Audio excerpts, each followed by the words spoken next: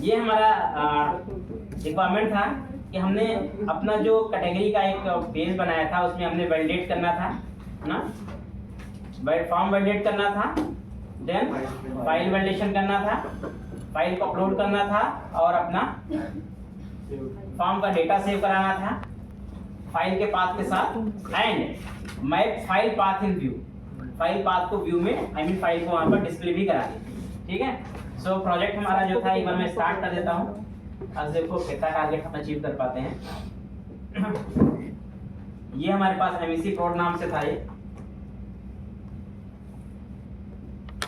इसके अंदर add category ये हमने बनाया था।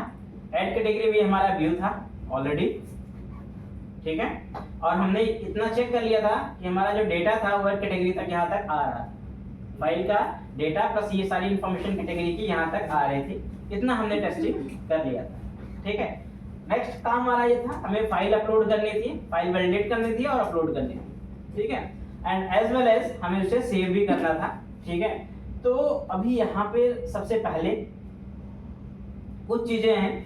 पहले तो वैलिडेट करना सीख लेते हैं कि भाई वैलिडेशंस कैसे लगाना है, वैलिडेशन कैसे इंप्लीमेंट करना है। ठीक है, और उसके बाद फिर देखते हैं आगे का काम कैसे करते हैं। ठीक है, तो क्योंकि पहला स्टेप हमारे पास क्या है, फॉर्म का वैलिडेशन है। ठीक है, तो अगर हम बोले यहाँ पे फॉर्म वैलिडेशन, अगर मैं यहाँ बोलूँ फॉर्म वैलिडेशन, तो फॉर्म वैलिडेशन क्या होता है, आप सबको पता है फॉर्म वैलिडेशन का मतलब होता है कि जो हम फॉर्म के अंदर डेटा फीड करते हैं, इंश्योर करते हैं कि वो डेटा हमारा करेक्ट है या नहीं।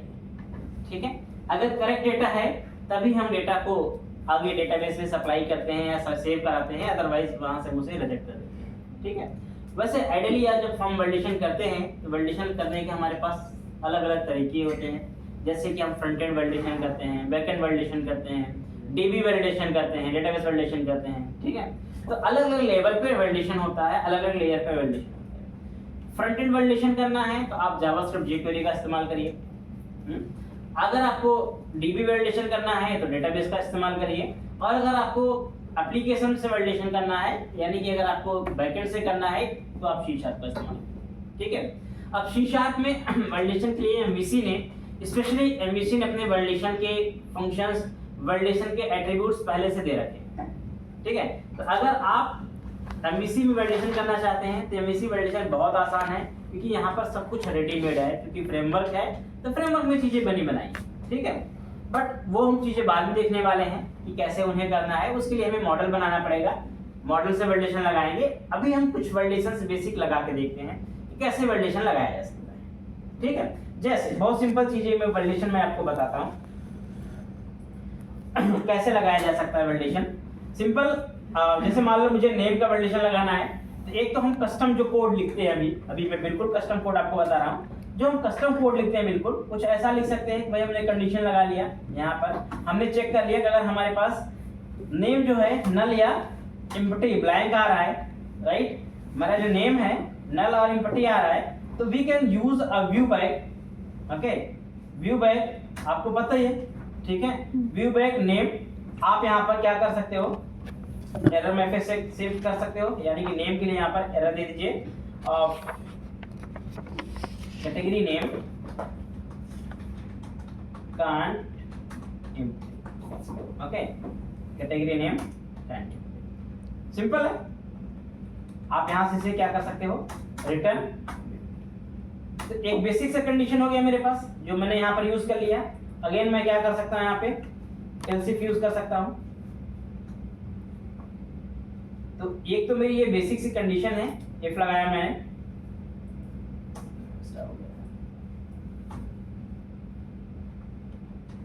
उसके बाद मैंने यहाँ एल्सिफ लगाया मान लो, और अगेन मैंने कहा मेरे पास डिस्क्रिप्शन है या इमेज है, तो हमने कहा अगर मेरे पास जो इमेज है ये क्या आ रहा है, नल आ रहा है ना, ये नल आ सकता है।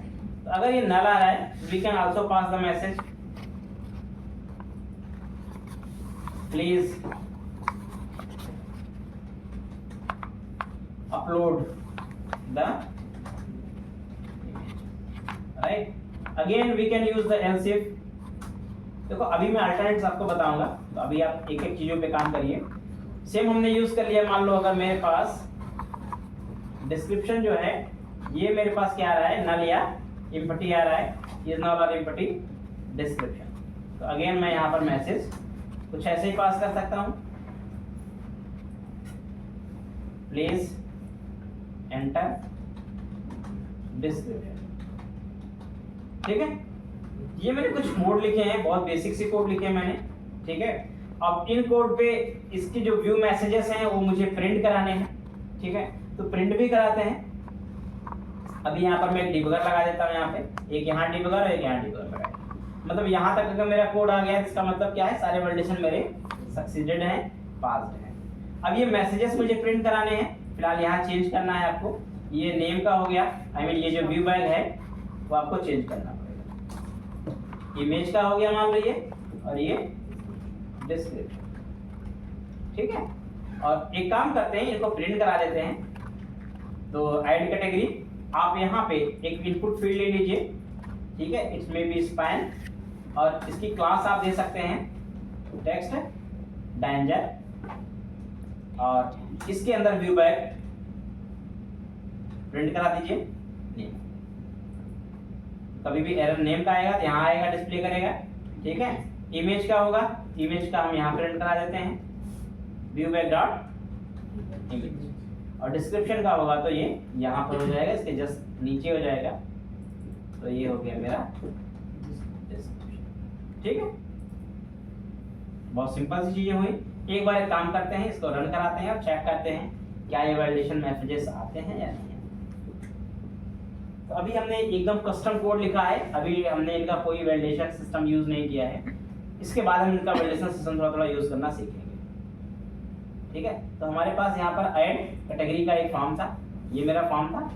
मैंने यहाँ पे सिंपली सबमिट किया, कुछ किया नहीं। ठीक है, कुछ भी एंट्री नहीं किया, सबमिट किया, मेरा डिबगर आ गया यहाँ पे। अब देखो बाय डिफॉल्ट नेम क्या आ रहा है, मेरा नल आ रहा है, ये भी नल आ रहा है और ये भी नल आ रहा है। जैसे मैंने यहाँ पे गया F10 किया, आप देख सकते हैं आपकी कंडीशन क्या हुई, ट्रू हो गई, मैसेज सेट हो गया व्यू बैग में। और उसके बाद रिटर्न कहाँ कर गया, जैसे ये रिटर्न व्यू पे आएगा, यहाँ आपका मैसेज आ गया कैटेगरी नेम कैन नॉट, यहाँ रिटर्न हो गया ये। चलो कैटेगरी नेम कुछ डाल देते हैं, यहाँ पे मैं डाल दिया मान लो टेस्ट। अब मैं वापस से क्या करता हूँ, सबमिट करता हूँ। तो जब मैं वापस सबमिट कर रहा हूँ यहाँ पर F10,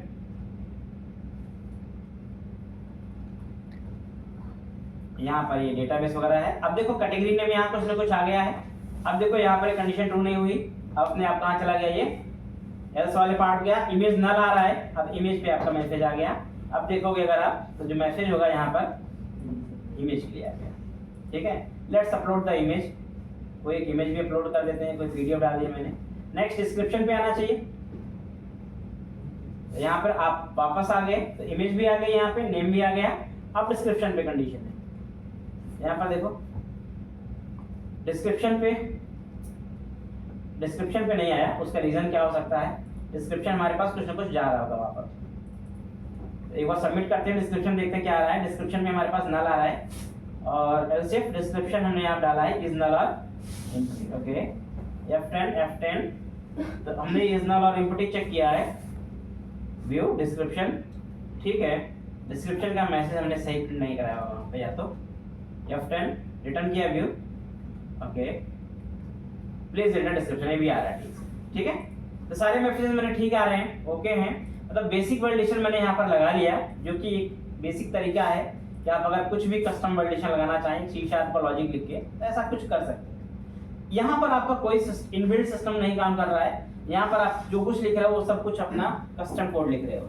अगर मान लो फाइल का साइज का वैलिडेशन लगाना है, टाइप का लगाना है, कुछ भी करना है आपको, तो उसके लिए आपको लॉजिकल अपना कोड राइट करना पड़ेगा, उसका कोई प्री डिफाइंड मैकेनिज्म नहीं है। नल एम्प्टी चेक कर रहे हो, कल को मान लो मुझे यहाँ पर कोई भी डेट है उसका फॉर्मेट चेंज करना है, या फिर स्ट्रिंग का भी कोई फॉर्मेट चेक करना है, कुछ भी करना है, तो यहाँ मुझे लॉजिक ही लिखनी पड़ेगी और कोई मेरे पास ऑप्शन नहीं। ठीक है, ये कस्टम वैलिडेशन का टेक्निक है, ये बिल्कुल कस्टम है, बिल्कुल कस्टम टेक्निक होता है। ठीक है, अभी मैं चाहता हूँ कि ये टेक्निक को थोड़ा सा चेंज किया जाए, और जो MVC का अपना तरीका है उसको थोड़ा थोड़ा इस्तेमाल किया जाए। ठीक है, तो MVC जो बेसिक कस्टम अपना टेक्निक प्रोवाइड करता है, वो इस तरह से नहीं प्रोवाइड करता है। MVC थोड़ा सा ये व्यू बैग को इस्तेमाल करने की परमिशन आपको नहीं देता है, वो कहता है मॉडल इस्तेमाल करेंगे। ठीक है, वो आपको वैलिडेशन में मॉडल इस्तेमाल करने की टेक्निक प्रोवाइड करता है। तो एग्जैक्टली MVC क्या कहता है, और किस तरह से कहता है कि आप व्यू बैक मत इस्तेमाल करो। अगर आपको वैलिडेशन लगाना है तो आपको इस्तेमाल कैसे करना है, लॉजिक में सब कुछ यही लिखने वाला हूँ, बट यहाँ पर वैलिडेशन का थोड़ा सा टेक्निक में चेंज करूँगा, ठीक है। अब लेकिन जब आप कभी वैलिडेशन का टेक्निक चेंज करना चाहें तो ध्यान रहे कि उस केस में हम व्यू बैक का इस्तेमाल व्यू बैक का इस्तेमाल यहाँ नहीं करते। फिर उस केस में हमारे पास जो कैटेगरी है यहाँ पे, ये जो है हमारे पास, यहाँ पर हमारे पास मॉडल होना चाहिए। मतलब ये जो अभी हम केवल नॉर्मल एचटीएमएल बनाया ना हमने, इसके जगह पर हमें क्या करना पड़ेगा, मॉडल इस्तेमाल करना पड़ेगा, ठीक है। क्योंकि हमेशा जो जब कभी फ्रेमवर्क का वैलिडेशन आप यूज करोगे तो फ्रेमवर्क का जो अपना प्री डिफाइंड सिस्टम होगा उसके साथ आपको काम करना पड़ेगा। तो फ्रेमवर्क कभी नहीं कहता है कि आप किस तरह से पैरामीटर इस्तेमाल करो, फ्रेमवर्क हमेशा कहता है आप मॉडल का इस्तेमाल करो। अगर आप फ्रेमवर्क के टर्म में काम करना चाहते हो तो मैं इस तरह से पैरामीटर से डेटा हैंडल नहीं करना चाहता करूंगा, फिर मैं मॉडल का इस्तेमाल करूंगा। मतलब फ्रंट एंड से मुझे डेटा लेना है तो वी नीड टू मॉडल, ठीक है। और वो मॉडल को हम बेसिकली बोलते हैं view model.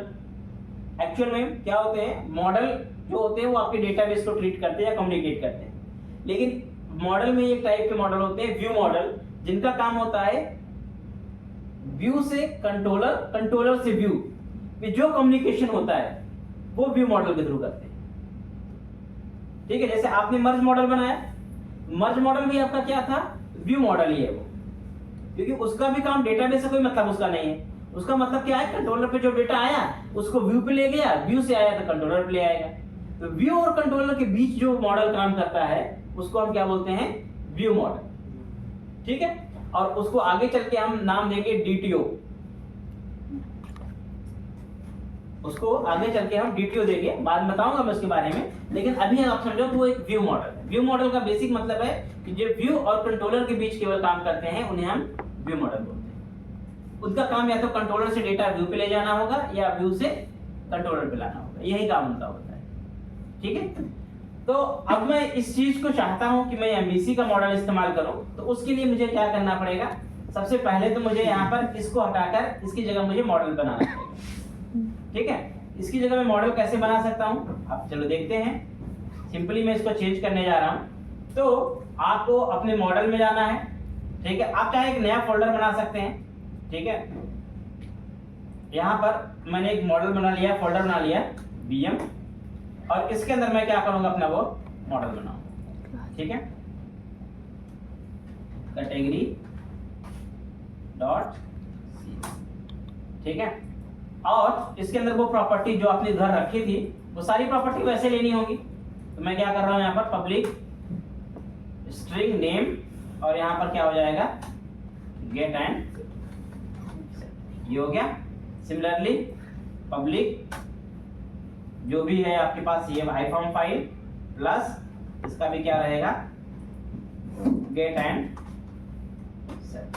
Again public description, और यहां पर क्या रहेगा, गेट एंड। क्लियर है, ये मैंने यहां पर क्या बना दिया, मॉडल बना दिया, ठीक है। अब जो डेटा में एक एक प्रॉपर्टी या पैरामीटर करके यहाँ रिसीव कर रहा था एक एक करके, हम वैसे न करके मैं क्या करूंगा, इस मॉडल का इस्तेमाल करूंगा ऐसे, ठीक है। मैं इस तरह से इस्तेमाल करूंगा। एंड इसके साथ साथ ये जो मेरे कोड थे इसको मैं अभी खत्म कर दे रहा हूं, इसकी जरूरत मुझे नहीं पड़ेगी। मैं इसको अभी क्या करूंगा, कमेंट कर देता हूं, ठीक है। तो अब मेरा जो डेटा आएगा वो कैसे आएगा, अब मेरा डेटा मॉडल में आएगा। अब मॉडल का देखो फायदा क्या होता है, बहुत बड़ा फायदा है। रियल टाइम में क्या होता है कि आपके 3 फील्ड के फॉर्म बनेंगे नहीं। रियल टाइम में फॉर्म जो होते हैं बहुत बड़े ज्यादा फील्ड के होते हैं, 50 फील्ड के होंगे। तो अगर मेरे पास बहुत ज्यादा फील्ड है फॉर्म के अंदर, 50 फील्ड 40 फील्ड है, तो मैं 40 पैरामीटर थोड़ी लूंगा मेथड के अंदर, क्योंकि एमवीसी या सी शार्प का जो रूल है वो ये कहता है कि अगर आपके मेथड के अंदर 4 या 5 पैरामीटर से ज्यादा होते हैं तो आपको पैरामीटर मेथड नहीं यूज करना है। अगर आप 4 पैरामीटर ज्यादा होता है तो आप हमेशा की यूज करिएगा, मॉडल यूज करना है।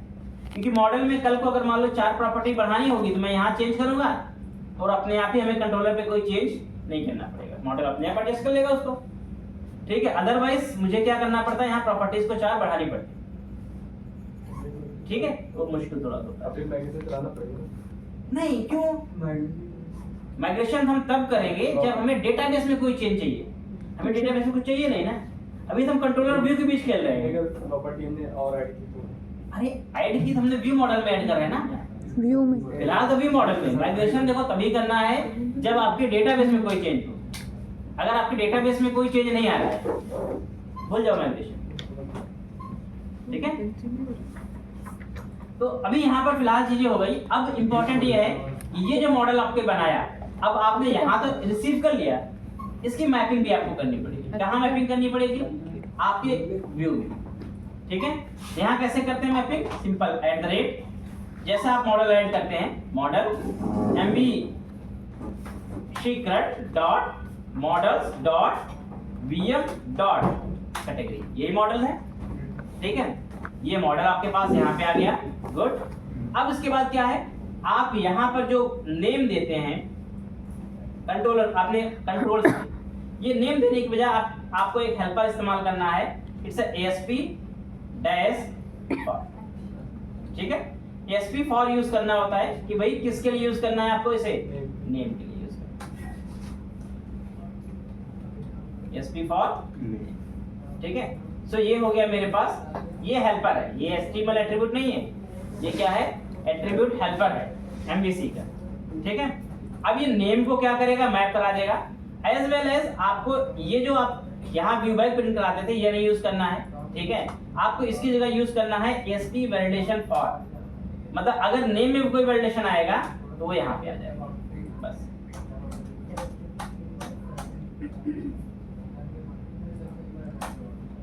ठीक है। ASP for, ASP validation for. Same image के लिए क्या करोगे? ASP फॉर किसके लिए आपको चाहिए भाई? यहाँ पे इमेज के लिए, और वैलिडेशन में भी यहाँ पर सेम यूज करना है, ASP वैलिडेशन फॉर इमेज, ठीक है। सिमिलरली डिस्क्रिप्शन के लिए ASP फॉर डिस्क्रिप्शन, और यहाँ पर भी आप ASP वैलिडेशन फॉर डिस्क्रिप्शन, ठीक है। ये आपके हो गए वैलिडेशन, यानी व्यू लेवल पे जो वैलिडेशन मैसेज दिखाने हैं, ये अपने आप ही मैसेजेस को ट्रीट करेगा, डिस्प्ले कराएगा। आपको इन दोनों के बीच का डिफरेंस बता दीजिए, ASP फॉर और ASP वैलिडेशन। ASP फॉर क्या है? फील्ड को मैप करने के लिए होता है, उसकी वैल्यू को मॉडल के साथ, और वैलिडेशन फॉर मैसेजेस, जो वैलिडेशन एरर मैसेजेस आते हैं उनको डिस्प्ले कराने के लिए होता है, ठीक है। तो जो वैलिडेशन मैसेजेस होंगे वो यहाँ हैंडल होंगे, यहाँ दिखेंगे, और ये जो फील्ड होगा ये आपका मैप हो जाएगा। यानी कि जैसे मान लो ये नेम है, तो नेम फील्ड आपका, ये फील्ड आपका जो होगा, ये फील्ड नेम से मैप हो जाएगा, यानी इसकी वैल्यू नेम में जाएगी। मैपिंग है मॉडल की व्यू से। ये वो मैपिंग है जो मैंने आपको शुरू में बताया था कि मॉडल डायरेक्टली व्यू को भी डायरेक्शनली मैप करता है, ये वो मैपिंग है यहाँ पे, ठीक है, क्योंकि डायरेक्टली आपने यहाँ पर मॉडल को मैप किया हुआ है। अब यहाँ तक तो काम ठीक है, लेकिन इंपॉर्टेंट पॉइंट ये है कि वैलिडेशन रूल कहाँ सेट करेंगे, क्योंकि जब आप वैलिडेशन, अभी जैसे इधर तो कंडीशन आपने लगा दी थी, तो जब आप MVC वैलिडेशन का इस्तेमाल करेंगे तो आपको वैलिडेशन के रूल सेट करने होते हैं, और ये रूल पहले से MVC में बने बनाए हैं, आपको बनाना नहीं है। वैसे कस्टम का ऑप्शन है, नो डाउट, बट ये रूल्स पहले से मैक्सिमम आपके पास बने बनाए हैं कि आपको क्या रिक्वायरमेंट है, ठीक है। तो आप अगर आप माइक्रोसॉफ्ट की साइट पे जाओगे, ASP.NET for validation rules, validation, तो आप बेसिकली यहाँ पर देखोगे तो किसी भी वेबसाइट पे आपको मॉडल वैलिडेशन आपको मिल जाएंगे, और अलग अलग आपको यहाँ पर एग्जैक्टली मिलेंगे। यहाँ पर देखेंगे तो आपको यहाँ पर मिलेगा रिक्वायर्ड है, स्ट्रिंग लेंथ है, डेटा टाइप है, डिस्प्ले नेम है, रिक्वायर्ड, सबके अलग अलग रेंज का है सबके पास। और ये देखो लिस्ट एक लंबी सी है, बिल्ट इन एट्रीब्यूट्स, ये सारे एट्रीब्यूट्स हैं जो अलग अलग टाइप के वैलिडेशन को परफॉर्म करते हैं। जैसे ईमेल एड्रेस का वैलिडेशन लगाना है, ईमेल एड्रेस का एट्रीब्यूट है, क्रेडिट कार्ड का लगाना है तो उसके पास आपके पास है, कंपेयर करना है कंपेयर का बना, फोन नंबर का ऑलरेडी है, रेंज का ऑलरेडी है, सबके वैलिडेशन एट्रीब्यूट तो बने हुए हैं। तो माइक्रोसॉफ्ट में जितने भी स्टैंडर्ड वैलिडेशन है, जो स्टैंडर्ड नेशनल और इंटरनेशनल लेवल पे चलते हैं, वो वैलिडेशन आप पहले से बना कर रखते हैं, उसमें आपको नहीं करना है, वो आपको पहले से बने हैं। अगर आपको कुछ कस्टम चाहिए तो माइक्रोसॉफ्ट ऑप्शन देता है कि आप बना लो अपना कस्टम वैलिडेशन, बट पहले से बहुत सारे बने बनाए, ठीक है। पहले प्रीडिफाइन वाले यूज करना सीखेंगे, फिर उसके बाद कभी हम कस्टम भी बना के देखेंगे, ठीक है। प्रीडिफाइन में मुझे अभी रिक्वायरमेंट मेरी क्या थी कि भाई नेम मेरा एम्प्टी नहीं होना चाहिए, तो उसके लिए सिंपल आपको क्या करना है, यहाँ ब्रैकेट लगाना है, फील्ड के नेम, जिस फील्ड पे वैलिडेशन लगा रहे हैं ना उस फील्ड प्रॉपर्टी के जस्ट ऊपर आपका वैलिडेशन रूल सेट करना है। तो मेरा रूल क्या रहेगा यहाँ पर, रिक्वायर्ड। क्या रूल है मेरा, Required. ठीक है। तो इट्स वेरी सिंपल, मैंने एक रिक्वायर्ड का रूल सेट किया यहाँ पर, और इस रिक्वायर्ड के रूल्स में मेरे पास ये रिक्वायर्ड हो गया। सिमिलरली अभी मुझे तीनों क्या चाहिए, केवल रिक्वायर्ड चाहिए, मैंने तीनों के ऊपर लगा दिया रिक्वायर्ड, ठीक है।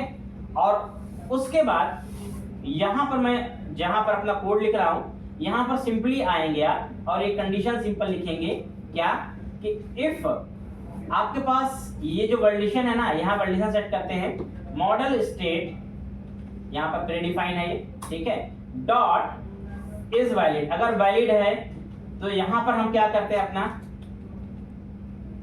डू समथिंग, मतलब आप सेव करना चाहते हो, क्या करना चाहते हो आप यहाँ कर लो, ठीक है।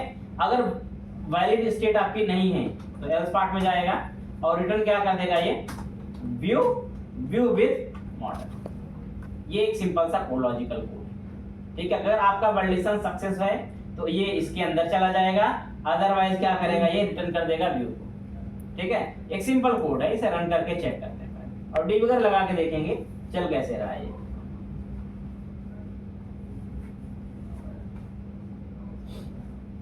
ऐड कैटेगरी वापस चलते हैं, अभी कुछ भी मैंने डाला नहीं, डायरेक्टली मैं क्या करूंगा, सबमिट। सो वंस सबमिट, आप सबमिट करेंगे, F10 प्रेस करेंगे, देखो यहाँ पे आ गया। अब आप चेक करेंगे इज वैलिड, इज वैलिड आपके पास क्या आ रहा है, फॉल्स आ रहा है। अगर आप देखेंगे इज वैलिड क्या आ रहा है, फॉल्स आ रहा है, तो ऑटोमेटिक कहाँ जाएगा वो, एल्स पार्ट में गया, व्यू पे रिटर्न कर देगा, F5 प्रेस कर दो, व्यू पे आ गया। अब देखो यहाँ पर आपके पास मॉडल का कुछ हमने जो व्यू पे यूज किया होगा, शायद वो कुछ गड़बड़ यूज किया होगा। ऐड कैटेगरी,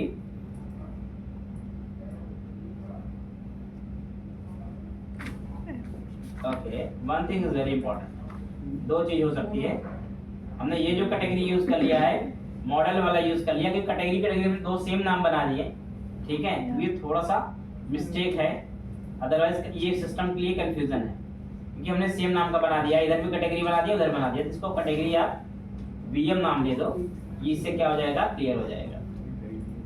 इसको भी मैं कैटेगरी वीएम नाम दे दूंगा, क्योंकि इसको कंफ्यूजन फिर ना, और इसको भी कैटेगरी वीएम दे दूंगा। फिलहाल वापस सबमिट करते हैं, ऐड कैटेगरी, कुछ नहीं डालेंगे, सबमिट करेंगे, F10 यहाँ आ गया, रिटर्न करा, और जैसे ये व्यू पे गया, देखो सब पे मैसेज आ गया, the name field is required, the image field is required, the description field is required. सब पे एरर मैसेज आ रहे हैं और वो प्रॉपर आ भी रहा है, ठीक है। बट एक प्रॉब्लम यहाँ पे है, जो मैसेजेस हैं वो जेनरिक हैं। ये जो मैसेज आपके पास आ रहे हैं, ये मैसेज हमने एक्चुअल में अभी क्या है, दिए नहीं है। ये क्या है, मैसेज सिस्टम जो मैसेज कोई एरर मैसेज जनरेट करता है ना, तो वो जेनरिक मैसेज जनरेट करता है, अपने से जो बनाएगा वो। ये मैसेजेस अगर मुझे चेंज करना है, मुझे थोड़ा सा अपना कॉन्फ़िगरेशन लेवल पे चेंज करना है, ठीक है। ध्यान रखना, जब कभी भी आप मॉडल से वैलिडेशन करना चाहोगे तो आपको 3 जगह काम करना पड़ेगा। फिर से मैं स्टेप बता देता हूँ। सबसे पहले चीज, आपका मॉडल में वैलिडेशन लगाना पड़ेगा, यानी कि वैलिडेशन एट्रीब्यूट सेट करने पड़ेंगे, वैलिडेशन कॉन्फ़िगरेशन करना पड़ेगा। दूसरा, कंट्रोलर पे आपको इज वैलिड हैंडल करना पड़ता है, अगर वैलिड है, ठीक है। यानी कि पहला स्टेप आपके पास क्या है, पहला स्टेप ये है कि आप अपने वैलिडेशन एट्रीब्यूट यहाँ सेट कर लो। जो भी करना है सब कुछ यही करना है, ध्यान रखना। वैलिडेशन के लिए जो कुछ करना है सारा कुछ एक ही जगह करेंगे हम, और यहाँ जो करेंगे वो सब वैलिडेशन अपने आप अप्लाई हो जाएगा हर जगह पे, ठीक है। मॉडल में जो वैलिडेशन रूल रहेगा वही हर जगह चलेगा, ठीक। तो एक तो चीज ये हो गई। दूसरी चीज क्या हो गई, आप अपने कंट्रोलर पे जाइए और कंट्रोलर पे ये चीज हैंडल करिए। क्या हैंडल करिए कि अगर मॉडल स्टेट हमारी वैलिड है तो मैं अपने जो भी कोड करना चाहूंगा करूंगा, ठीक है। अगर वैलिड नहीं होगा, इनवैलिड होगा, इनवैलिड होगा तो क्या हो जाएगा, ये सिस्टम रिटर्न कर देगा व्यू पे, यानी कि फिर मेरा कोई कोड एग्जीक्यूट नहीं होगा, ठीक है।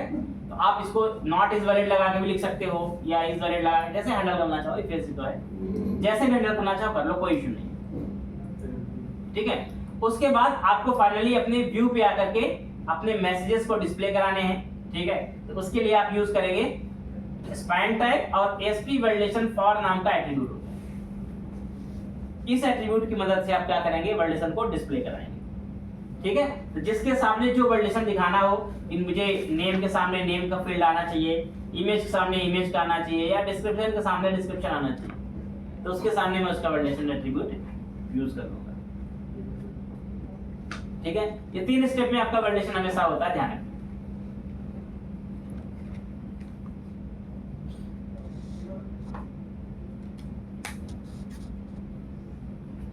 अभी हम छोटे से फील्ड का वैलिडेशन कर रहे हैं, ये छोटे फॉर्म का कर रहे हैं। अभी आगे चल के हम इसको थोड़ा सा फॉर्म कॉम्प्लेक्स बनाएंगे और कॉम्प्लेक्स फॉर्म्स का भी हैंडल करेंगे, वैलिडेशन देखेंगे।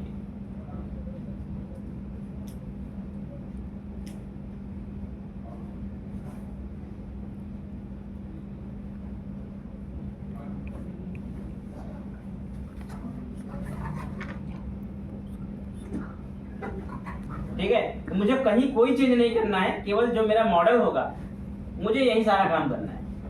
ठीक है, फिलहाल जैसे मुझे नेम चाहिए कि भाई नेम जो है उसका मैसेज कस्टम होना चाहिए, तो यहाँ पर आप रिक्वायर्ड पे, क्योंकि ये एट्रीब्यूट है, तो यहाँ पर मैं क्या यूज करूंगा, ब्रैकेट लगाऊंगा और यहाँ पर मैं लिखूंगा एरर मैसेज इक्वल टू क्या मैसेज चाहिए यहाँ पर आपको, आप मैसेज यहाँ डिफाइन करो। ठीक है, तो मैंने कहा यहाँ पर category name can't blank. Okay, similarly like that. Similarly आप सेम चीज दूसरे पे भी यूज कर सकते हो। हमने कहा यहाँ पर इमेज या प्लीज अपलोड इमेज। ठीक है, डिस्क्रिप्शन पे लगाना है आपको, डिस्क्रिप्शन पे भी लगा दो, आपकी चॉइस है आपको कहाँ कहाँ लगाना है। तो मैंने फिलहाल अभी नेम और इमेज, सॉरी यहाँ फील्ड हमारा ठीक है, देखता हूँ, हाँ ठीक है, हमने नेम और इमेज 2 पे लगाया हुआ है। आप यहाँ पे जाए और देखें, इस बार जब मैं सबमिट करूंगा, कंटिन्यू कर देते हैं, तो आपके मैसेज जो होंगे वो चेंज हो गए हैं। Category name can not blank, please upload, इन दोनों के मैसेज चेंज हो गए हैं, इसका मैसेज अपना जैसा था वैसा। ठीक है, तो बहुत सिंपल सी चीजें हैं, आप इस तरह से वैलिडेशन यहाँ पे लगा सकते हैं। कैटेगरी में अगर आपके पास जितने वैलिडेशन मैसेज होंगे वो सब कुछ यही हैंडल होंगे, जितना कुछ लगाना होगा वो सब हम यही लगाएंगे। आगे अभी फॉर्म वगैरह बनाएंगे, ये तो बहुत बेसिक मैंने बताया। जब फॉर्म कॉम्प्लेक्स बनाएंगे, ईमेल का लगाना है, फोन नंबर का लगाना है, पैन कार्ड का लगाना है, या फिर क्रेडिट कार्ड का लगाना है, या तमाम तरह के वैलिडेशन होते हैं। ठीक है, सबके अलग अलग वैलिडेशन बनेंगे, अलग अलग वैलिडेशन लगाकर हम चेक करेंगे। ठीक है, बट अभी का सिनेरियो केवल इतना सा ही, वैलिडेशन आपको लगाना कैसे है वैकेंसी। तो मेरा फील्ड जो होगा यहाँ पर वो एम्प्टी एटलिस्ट नहीं जाएगा, वैल्यूज जाएंगी मेरी सही से। तो वैलिडेशन कैसे लगाना समझ में आ गया? yes. अब यहाँ पर देखो, इस पूरी चीज में 2 चीज आपकी क्लियर हुई है, या 2 चीज हमने क्लियर की।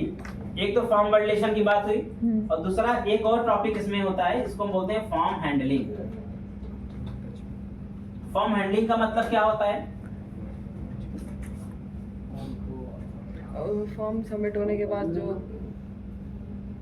हाँ, फॉर्म जब आपका डेटा फॉर्म ने सबमिट किया, हाँ, तो फॉर्म का डेटा आप कंट्रोलर पे कैसे हैंडल करते हैं? ठीक है, फॉर्म का डेटा कंट्रोलर पे आप कैसे हैंडल करते हैं, कैसे पिक करते हैं, कैसे कैप्चर करते हैं, वो एक फॉर्म हैंडलिंग का मैकेनिज्म। ठीक है, तो फॉर्म हैंडलिंग में भी हमने 2 तरीके सीखे हैं कि हमारे पास जो मेथड है, या तो हम क्या करते हैं, पैरामीटराइज फॉर्म हैंडलिंग करते हैं कि मेथड में अलग अलग सबका पैरामीटर बना दिया, नेम का, इमेज का, सबका पैरामीटर बना दिया। ठीक है, या तो पैरामीटराइज हैंडलिंग होती है, या फिर हम क्या करते हैं, मॉडल बना लेते हैं और एक एक सिंगल पैरामीटर की जगह क्या करते हैं, मॉडल का इस्तेमाल कर लेते हैं।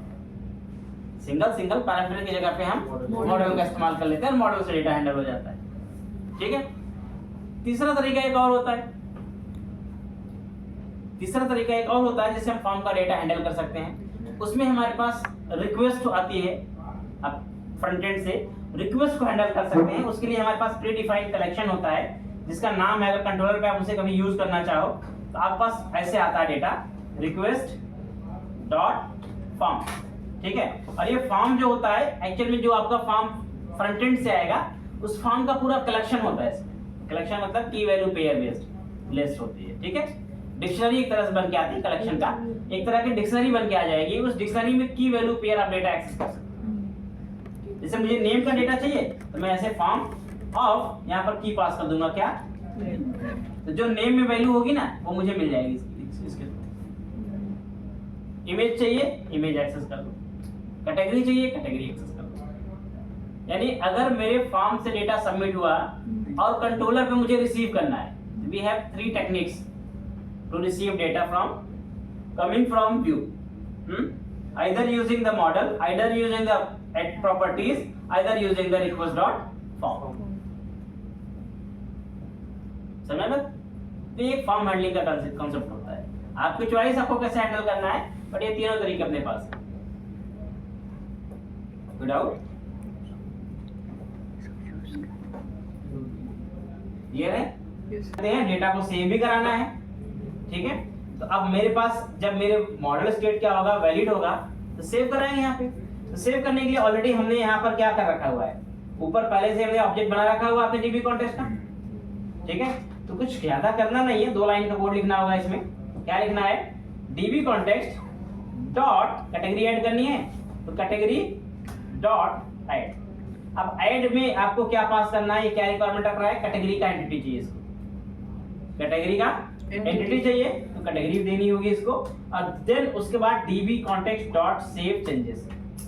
एक्चुअल में ऐड मतलब क्या हुआ कि आपकी कैटेगरी कलेक्शन में ऐड हो जाएगा, लेकिन डेटाबेस में चेंज तभी करेगा जब ये सेव चेंजेस नाम का मेथड आप कॉल करेंगे। जब तक सेव चेंजेस मेथड आप कॉल नहीं करते तब तक ये चीज आपकी इंपैक्ट या डेटाबेस में कभी भी चेंज नहीं करेगा। ये सेव चेंजेस मेथड क्या करता है, डेटाबेस में चेंजेस को, एक्चुअल में चेंजेस को इंपैक्ट करता है, सेव करता है, ठीक है। अब देखो ये 2 लाइन के कोड से आपका डेटा बनेगा, लेकिन एक्चुअल में डेटा क्या चाहिए हमें, यहाँ पे मॉडल चाहिए कैटेगरी का। तो कैटेगरी का मॉडल हम कैसे बना लेंगे, सिंपल, आप ऑब्जेक्ट बना लो कैटेगरी का। तो category cat equal to new category. अब एक्चुअल में देखो कैटेगरी में आपके पास यहाँ पे कैटेगरी को क्या क्या चाहिए, यहाँ पर अगर आप इसमें देखेंगे तो क्या क्या है, ये 3 प्रॉपर्टी हैं, ठीक है। कैटेगरी की 3 आई मीन आईडी तो ऑटोमेटिक इंक्रीमेंट में आ जाएगा, उसमें कुछ करना नहीं है। नेम चाहिए, तो नेम हम क्या रखेंगे, यहाँ पर नेम हम उठाएंगे अपने मॉडल से। तो हमारे पास कैटेगरी नाम का ऊपर मॉडल आ रहा है, कैटेगरी डॉट। अब देखो यहाँ पर थोड़ा सा कंफ्यूजिंग आपको हो सकता है, कहाँ से क्या उठा रहे हैं आप, ठीक है। इमेज हमारे पास अभी नहीं है, तभी इमेज को क्या करते हैं, मान लो टेस्ट डॉट png कर देते हैं। अभी हमने इमेज अपलोड नहीं। अब इस चीज को समझने का प्रयास करें, इसमें क्या होता है। इसमें ये किया हमने, एक्चुअल देखो हमारा जो डेटाबेस का मॉडल है वो तो ये है, लेकिन हम जो डेटा रिसीव कर रहे हैं वो किस में कर रहे हैं, इस व्यू मॉडल में कर रहे हैं। तो मैं क्या कर रहा हूँ कि इस व्यू मॉडल से डेटा को उठा करके सेट कर रहा हूँ अपने डेटाबेस वाले मॉडल के अंदर, क्योंकि डेटाबेस में मॉडल तो हमारा यही जाएगा ना। तो हम क्या पास करेंगे अपने यहाँ पे, कैट, यहाँ क्या पास करेंगे, ठीक है, इस तरीके से। अभी हमने इमेज को छोड़ा हुआ है, इमेज में हम कुछ सेव नहीं कर रहे हैं, इमेज हमारी आ तो रही है, लेकिन इमेज सेव करने के लिए हमें इमेज को पहले अपलोड करना पड़ेगा। तो अपलोड का काम करेंगे, उसके बाद सेव करेंगे, ठीक है। लेकिन अभी हमारे पास इतना करने से हमारा डेटा क्रिएट होना स्टार्ट हो जाएगा, डेटा हमारा क्रिएट होने लगेगा। और डेटा क्रिएट एक बार हो गया तो मैं क्या करूंगा भाई, एक बार डेटा यहाँ पे क्रिएट हो गया तो आप इसको भेज दीजिए कहाँ पर, व्यू पे भेज दीजिए। चलो क्रिएट करके देखते हैं एक बार। अभी हमारे पास 3 कैटेगरीज हैं यहाँ पे, शॉपिंग, एजुकेशन एंड फर्नीचर। एक नया कैटेगरी बनाते हैं यहाँ पर, ठीक है। और एंटरटेनमेंट, कोई इमेज ले लेते हैं यहाँ पर, तो शॉपिंग वाली इमेज ले लेते हैं, फिलहाल इसका मतलब है नहीं, ठीक है। इस कैटेगरी इक्विपमेंट,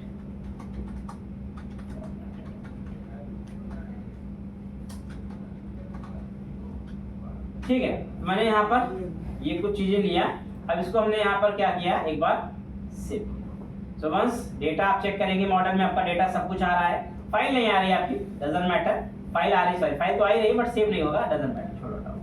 अब यहाँ आते हैं, अभी इस बार आपका वैलिडेशन स्टेट क्या निकला, ट्रू निकल गया, इस वजह ट्रू निकला क्योंकि सब में डेटा आपका भर के आ रहा है। ठीक है, अब उसके बाद क्या हुआ, उधर से डेटा आपका सेट हो गया आपके इस मॉडल के अंदर। कैट में चेक करेंगे तो यहाँ पर आपका डेटा प्रॉपर सेट हो गया है, सारा डेटा सेट हो गया। बस ऐड पे गया, ये ऐड किया, सेव चेंजेस पे गया, सेव चेंजेस किया और उसके बाद अपना व्यू, फाइनली व्यू पे आएंगे। यहाँ पर डेटा तो ऐसे दिख रहा है, नो इशू। एक बार हम चलते हैं अपना फ्रंट एंड पे, यानी कि मेन व्यू पे चलते हैं। तो आप देखें यहाँ पर आपका एंटरटेनमेंट कैटेगरी ऐड हो गया है। इमेज नहीं था तो नहीं आ रहा है, डजंट मैटर कि मैंने इमेज का अपलोड हमने किया ही नहीं, बट बाकी कैटेगरी हमारा क्रिएट होकर के डायनेमिक यहाँ पर आ गया। इट मींस डेटाबेस के अंदर मेरा कैटेगरी क्रिएट हुआ है। एक बार आप SQL सर्वर भी ऑन करके चेक कर सकते हो कि आपका डेटाबेस में ये एंट्री गई है या नहीं गई।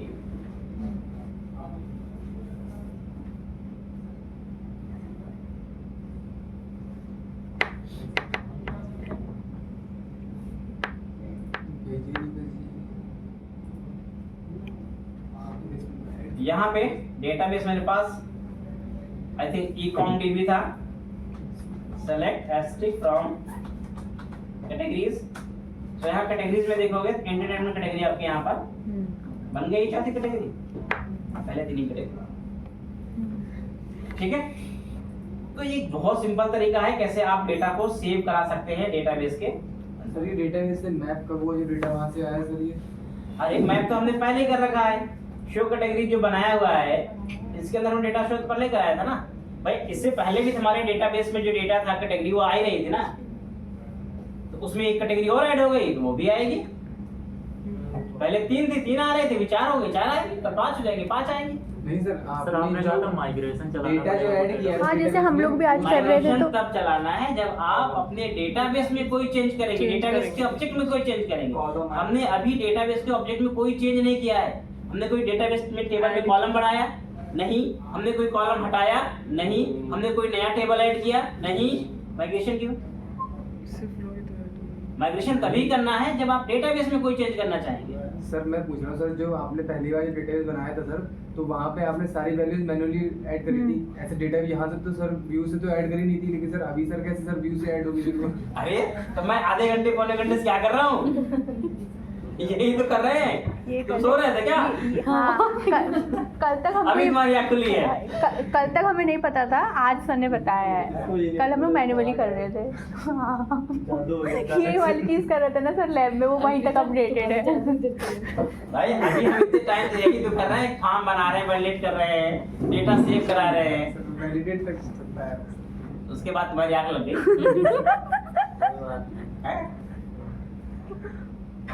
अभी सामने बैठे एक्चुअल ये जो प्रोसेस है ये तो बस केवल ये है हम डेटा एक मॉडल से दूसरे मॉडल में क्या कर रहे हैं, सेट कर रहे हैं। रीजन क्या है कि डेटाबेस वाला हम इसमें जो ऐड मेथड में पास कर सकते हैं वो केवल वही मॉडल पास कर सकते हैं जो डेटाबेस मॉडल। अब डेटाबेस मॉडल मेरा ये है, लेकिन डेटा मेरा आ किस में रहा है, व्यू मॉडल में आ रहा है।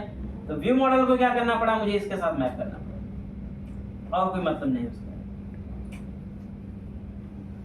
ठीक है, ये सेट करने का तरीका होता है। अब इसमें अगला काम हमारा जो है वो ये है कि हम फाइल भी इसके साथ जानी चाहिए। अभी फाइल गई नहीं आपकी, तो फाइल भी साथ में जानी चाहिए, और फाइल का जो पाथ है, जो फाइल का नेम है और पाथ बनेगा वो भी जाना चाहिए डेटाबेस के अंदर।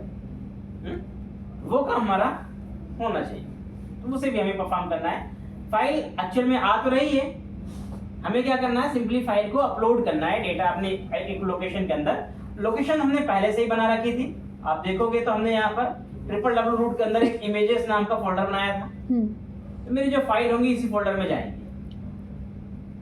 ठीक है, लेकिन उसके लिए हमें फाइल का अपना एक एनवायरनमेंट अपलोड करने का एक कोड लिखना पड़ेगा, थोड़ा सा कोड होगा, लिखना पड़ेगा, उससे हम फाइल को अपलोड कर पाएंगे। ठीक है, देखो अब एक चीज आपको मैं बता दूं, होता क्या है कि कभी जैसे मान लो मैंने एक कंट्रोलर बनाया या मैंने एक एप्लीकेशन ले लो, तो होता क्या है कि हम फाइल अपलोड जैसा काम जेनरिक होता है, हो सकता है बहुत सारे फॉर्म से फाइल अपलोड हो रही हो।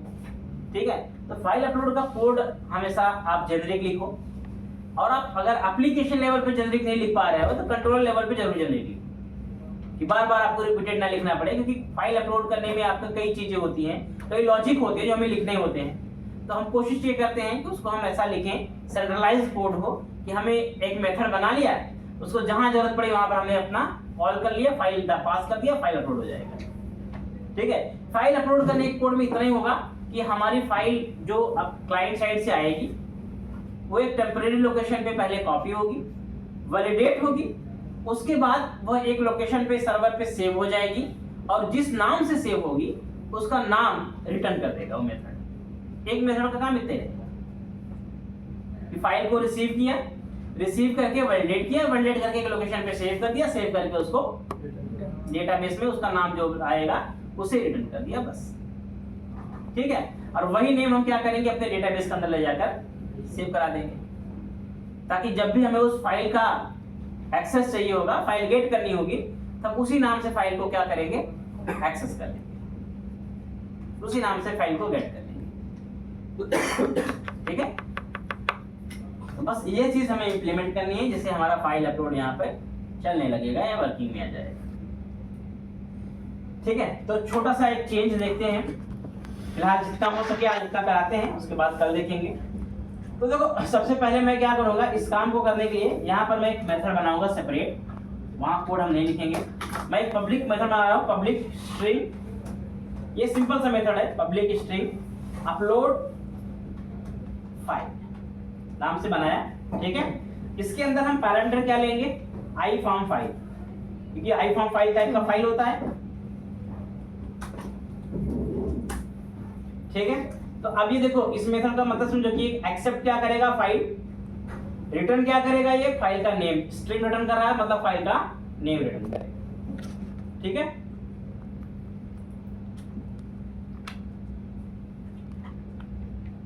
अब क्या करना है, अब सबसे इंपॉर्टेंट चीज है कि आपको सबसे पहला काम ये करना है कि इस फाइल को आप जहां भी रिटर्न में कराता हूं यहाँ पर नल ऐसे ही, जहां भी ये फाइल आपको सेव करानी है सबसे पहले वो पाथ मेंटेन करना पड़ेगा, यानी पाथ गेट करना पड़ेगा। अब यहाँ पर एक चीज इंपॉर्टेंट है, वो ये है कि यहाँ पर ये जो फोल्डर है जहां पर आप फाइल अपनी रखना चाहते हो, ये इमेजेस फोल्डर। ठीक है, देखो एप्लीकेशन में हमेशा जो फोल्डर होते हैं इनके जो पाथ होते हैं ये दो तरह के होते हैं, एक को हम बोलते हैं वर्चुअल पाथ, एक को बोलते हैं फिजिकल पाथ। वर्चुअल पाथ और एक को क्या बोलते हैं, फिजिकल पाथ। क्या फर्क होता है फिजिकल पाथ और वर्चुअल पाथ में,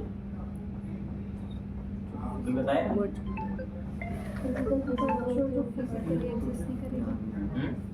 डायरेक्टरी में है, आप उस डायरेक्टरी को बताइए, बाकी उसके पीछे का जितना पाथ होगा सिस्टम खुद ब खुद उसे मैप कर लेगा, वो वर्चुअल पाथ है। फिजिकल पाथ का मतलब हो गया, जैसे मान लो ये इमेजेस फोल्डर है, ठीक है, तो मेरे सिस्टम के अंदर मैं केवल इमेजेस अगर देता हूँ, ठीक है, तो मेरा वर्चुअल पाथ है। लेकिन अगर मैं इसकी पूरी लोकेशन समझना चाहूँ और मैं अगर इसको कॉपी फुल पाथ करूँ, आपको मैं यहाँ पाथ उसका पेस्ट करके दिखाऊं, ये एक्चुअल में उसका क्या है, पूरा फिजिकल पाथ, ये पूरा फिजिकल पाथ है।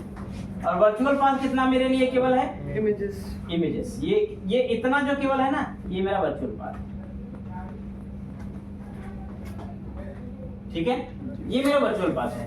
अब इंपॉर्टेंट चीज क्या होती है कि कभी भी हम फाइल अपलोड करते हैं तो हम मैन्युअली फिजिकल पाथ मेंशन नहीं करते। हालांकि सिस्टम को फाइल अपलोड करने के लिए वर्चुअल पाथ नहीं चाहिए, फिजिकल पाथ चाहिए, क्योंकि वो फिजिकल पाथ चाहिए तभी तो फाइल ले जाकर रख पाएगा वहां पे, कॉपी तभी कर पाएगा। लेकिन हम फिजिकल पाथ नहीं दे सकते। क्यों नहीं दे सकते? क्योंकि फिजिकल पाथ हमेशा एप्लीकेशन में चेंज होते रहते हैं। भाई आज मैं इस सिस्टम पे काम कर रहा हूँ, आज फिजिकल पाथ कुछ और है, कल को ये कोड मेरा लाइव पे गया, वहाँ फिजिकल पाथ चेंज हो गया। आज मेरा यहाँ पे डी ड्राइव में है, कल हो सकता है वहाँ पे एफ ड्राइव में हो, सी ड्राइव में हो, पाथ बदल जाएगा, फोल्डर का नाम भी बदल जाएगा, तो चीजें बदल जाती हैं। ठीक है, तो कभी भी हम फिजिकल पाथ नहीं दे सकते डायरेक्टली। तो इसके लिए माइक्रोसॉफ्ट ने अपना खुद का एक सर्विस बना रखा है। उस सर्विस का काम क्या है, वो आपको वर्चुअल पाथ प्रोवाइड करेगा और जब आप फाइल अपलोड करेंगे या यूज करेंगे उसको, तो अपने आप ही उस वर्चुअल पाथ से फिजिकल पाथ को मैप कर, यानी जो फिजिकल पाथ होगा वो खुद ही बना लेगा, आपको उसे बताने की जरूरत अलग से नहीं। तो हम कोड के अंदर फिजिकल पाथ नहीं बताते, सर्विस हमारी खुद इस्तेमाल किया जाता है। ठीक है, तो मैं उस सर्विस का इस्तेमाल करूंगा और अपना करंट जो पाथ होगा, यानी कि www तक का पाथ होगा, वो मैं आपको गेट करके दिखाता हूँ कैसे गेट करते हैं। कैसे करना है, सिंपल है। अब कोई सर्विस होगी तो ध्यान रखना आपको उसका यहाँ पे इंजेक्ट कराना पड़ता है। जैसे हमने ये डीबी कॉन्टेक्स्ट को इंजेक्ट कराया था, सर्विसेज भी जितनी माइक्रोसॉफ्ट .NET कोर के अंदर हैं वो सब आपको यहाँ इंजेक्ट करानी होंगी। तो कैसे इंजेक्ट कराओगे? आई होस्टिंग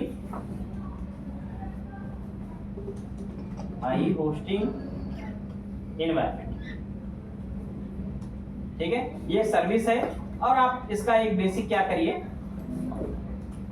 प्रॉपर्टी क्रिएट कर लो और इसका गेट सेट भी बनाना पड़ेगा अपने आप को। मैं यहाँ पर पब्लिक आई होस्टिंग एनवायरनमेंट, वेरिएबल का नाम और क्या चाहिए इसके लिए, गेट एंड, ठीक है। और सिमिलरली आपको यहाँ सेट भी करना पड़ेगा क्या, इन्वायरमेंट इक्वल टू अंडरस्कोर, ठीक है। आई होस्टिंग एनवायरनमेंट, इसको एक बार बंद कर देते हैं, एप्लीकेशन रनिंग में है। और इससे रिक्वायरमेंट, अब देखो यहाँ पर मेरे पास यहाँ पे इसका नेम स्पेस का कॉन्फ़िगरेशन हो सकता है। तो देखो दो नेम इसके बनते हैं, एम्बिगिटी आ रही है थोड़ी सी। तो यहाँ पर ASP.NET कोर होस्टिंग आई होस्टिंग एनवायरनमेंट, ये इसका फुल क्वालिफाइड नेम है, ठीक है। तो आप इसका इस्तेमाल करेंगे, ASP.NET कोर आई होस्टिंग एनवायरनमेंट, इसको यूज करेंगे। जैसे मैंने इसको यूज किया, आई मीन ये ठीक हो जाएगा। वैसे ये कहीं से मैप कर रहा होगा, मैं चेक करता हूँ इसको, इधर कहीं आई मीन ऐड हो गया होगा, यहाँ पे ऐड है ना ये, मैं यहाँ ग्लोबल से इसको हटा देता हूँ। इसको ना ग्लोबल से हटा देंगे तो अपने आप ही इसका कॉन्फ़िगरेशन खत्म हो जाएगा। अब यहाँ चलते हैं, अब इसको जरूरत नहीं है मुझे, अभी ये ठीक हो जाएगा यहाँ पे।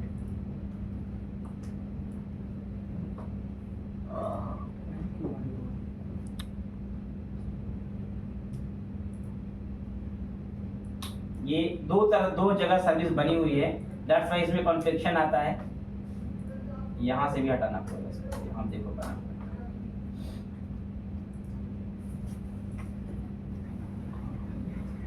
अब ASP.NET कोर होस्टिंग चाहिए मुझे, तो मैंने वो ले लिया एंड दैट्स गुड, बस यही चाहिए मुझे। अब ये थोड़ा सा आपको ये दिखा सकता है, ऐसे कुछ वार्निंग वाला दिखाएगा, इसके लिए कोई टेंशन नहीं लेना है, कोई दिक्कत नहीं है, वो डुप्लीकेट की वजह से दिखाता है। अब यहाँ पे चलेंगे और सिंपल इस सर्विस का इस्तेमाल करेंगे। तो आप जब आप इन्वायरमेंट डॉट यूज करेंगे, इसमें आपको कई प्रॉपर्टी दिखेंगी। जैसे देखो ये प्रॉपर्टी दिख रही है, ये इन्वायरमेंट की पूरी इंफॉर्मेशन है। एक देखो आ रहा है आपके पास web root file provider, application का नेम, वेब रूट पाथ, ठीक है, कंटेंट रूट फाइल प्रोवाइडर, इस डेवलपमेंट एप्लीकेशन नेम, ये सब प्रॉपर्टी इन्वायरमेंट नेम, ये सारी इंफॉर्मेशन होती है, ठीक है।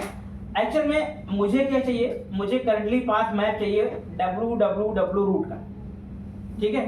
मैं सिंपली क्या करूंगा, इस पर्टिकुलर प्रॉपर्टी की यूज करेगा और इसको आप पढ़ेंगे, ये बताएगा अभी, गेट और set the absolute path to the directory that contains a web server servable application content file. तो क्या कर रहा है ये, आपका एब्सोल्यूट पाथ प्रोवाइड करेगा, यानी पूरा फिजिकल पाथ प्रोवाइड करेगा, ठीक है। तो फिजिकल पाथ आपको इसके थ्रू मिल जाएगा, आपका इससे आपका www रूट तक का पाथ मिल जाएगा। बाकी पाथ आप अपनी चॉइस के हिसाब से देते हो तो आप मैथ करा लो, लेकिन ये पाथ जो फिजिकल पाथ है इसके थ्रू आपको पूरा मिल जाने वाला है। बाकी हम अपने हिसाब से देख लेंगे, ठीक है। अब आज नहीं देखते, अब कल देखिए कौन इतनी मेहनत